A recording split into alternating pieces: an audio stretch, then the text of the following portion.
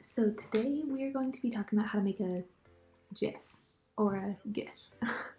I'm gonna Google right now how to pronounce that actually. Okay, I'm back.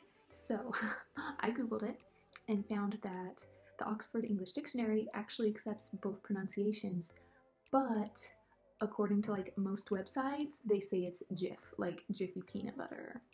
So now y'all know. Okay, anyways, so I wanted to give you all a tutorial on how to create a GIF because they're getting really popular on Instagram right now and you're seeing a lot of people using them. And I'm going to show you the way how to do it in Photoshop and then how to export it through.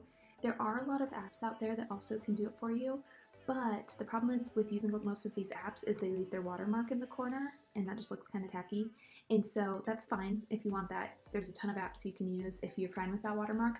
Also, I noticed that a lot of the apps, if you want to remove the watermark, then you just have to pay. So, I mean, you buy their premium version for like $8, which if you're gonna do this a lot, it might be worth it. But if you're not gonna do it a lot, it's like a one-time thing, then it's probably just easiest to not pay for it and to quickly do it in Photoshop. So, I'll show you how to do it right now. Okay, so step one is actually taking your pictures. So what you're going to do is take a lot of pictures. You're actually not taking video, you're taking a lot of pictures, okay? So you want to put it on high speed continuous and just take a bunch of pictures really quickly. And you know, as the camera's snapping the pictures, you, or the subject of the picture, will obviously be moving and, you know, making it look like a movie. Alright, so it's really important that your camera is used on a tripod when you're taking these pictures because you don't want any motion, right? If you even just move the camera so slightly, it's going to make the GIF look weird and not nearly as professional. So make sure your camera's set on a tripod and then you'll be shooting at high speed continuous. Now there's two ways to get these photos. You can first off use a remote. So you can buy a remote off of Amazon or wherever for pretty cheap, and then you can just click the remote to snap the pictures. The other way to do it is if your camera has Wi-Fi capabilities. That's what I usually do. So I just log into the Canon Connect app and then, you know, I can do everything on my phone. And if you are using your phone, you set the camera, so like when you're actually on the camera beforehand, you turn it to high speed continuous. And then when you're on your phone, you just hold down the shutter button and it's just gonna shoot, you know, really, really quickly as if you were holding down the shutter button on the camera. Okay, so that's how you're gonna first shoot the pictures. So the next step is you actually edit the pictures, edit them to, you know, whatever your style is. If you have any presets you like to use, you can put those on. And I actually did this one on my phone, and I did it on my phone because I wanted to show you all a little trick.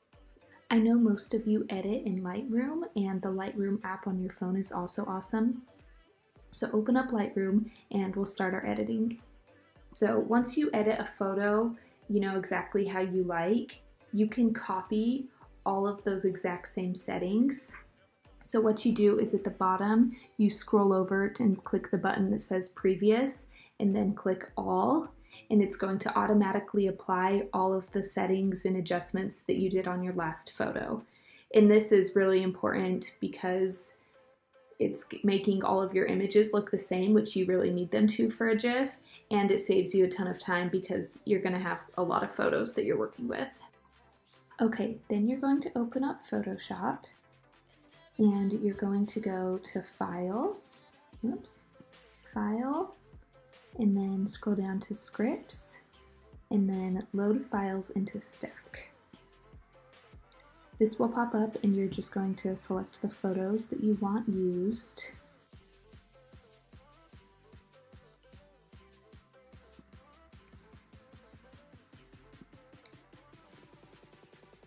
Okay, so here are all of your files. Now you just want to click OK, and they're all going to import into Photoshop. Okay, so now all of our files are loaded on. You can see them all right here. What we want to do now is create our GIF.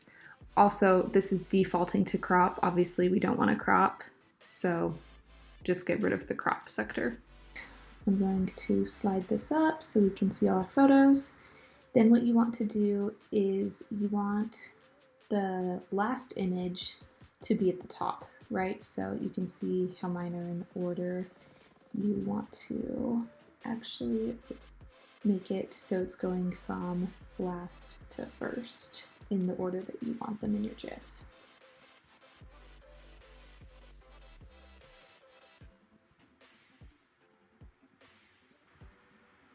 Also, for the amount of photos you want in a GIF, you know, totally depends on the length that you want it, but I would say typically maybe like 7 to 14 photos. I mean, 6 to 15 might be getting pretty long. I think this one has 11 photos in it. So, anyways, now we have them all ordered from last to first. Okay, now that we have all of these in order, we are going to go to the timeline. If this isn't automatically down for you, just go to the help window and search timeline, and then it shows you where to find it, and click on timeline. And then you're going to come down here where it says create frame animation and click that. Now, if yours doesn't say that, it will say create video timeline. We don't want video timeline, we want frame animation, okay? So click that, and then we're gonna go over here to these little 3 lines, this little menu, and we're going to check the box that says make frames from layers. Now we can see all of our different clips down here. Okay, then, you know, if we click play, you can see it moving. Okay, as you can see right now, all of these have 0 seconds in between them, and so it's really fast. You can kind of play around with it to decide what you like the best, but you know, it has all these defaults, so you can do a ½ second delay, 2-second delay, whatever you want. So, you know, if we play with ½ second, you can see it's a lot slower. I like 0.2 personally. Oops, I need to switch all of them still. That is the speed that I like. So you can kind of mess around with it. Sometimes I'll do 0.15 and do a custom time rather than just the default ones that are listed. But you know, you just kind of want that stop play motion as you go throughout. So now it's time to export it. So you go to export, and then if you want to save it as an actual GIF, like a .gif file, you would do save for web. However, Instagram, I assume, is where you're going to be wanting to post this, or YouTube, they can't upload .gif files. So in that case, you're just going to save it as a video. So you'll click right here for render video. After that, you're going to get this pop-up window to figure out all of your settings and to name your video. So I named mine Crystal Bridges GIF because that's where we were filming. Now, you're going to need to change some of these settings most likely, just because the default ones aren't always perfect. So I would start with frames per second. It defaults it to 30. Usually for a video you want 24 frames per second. It just gives it more of a cinematic look. So pick that. And then for your size, it's set at 4K. I would just switch to 1080 simply because most computers and TVs can't handle 4K yet. And so figure out those settings. You can also select the folder that you wanted to save it to if you want to choose where to save it, and then you can start exporting.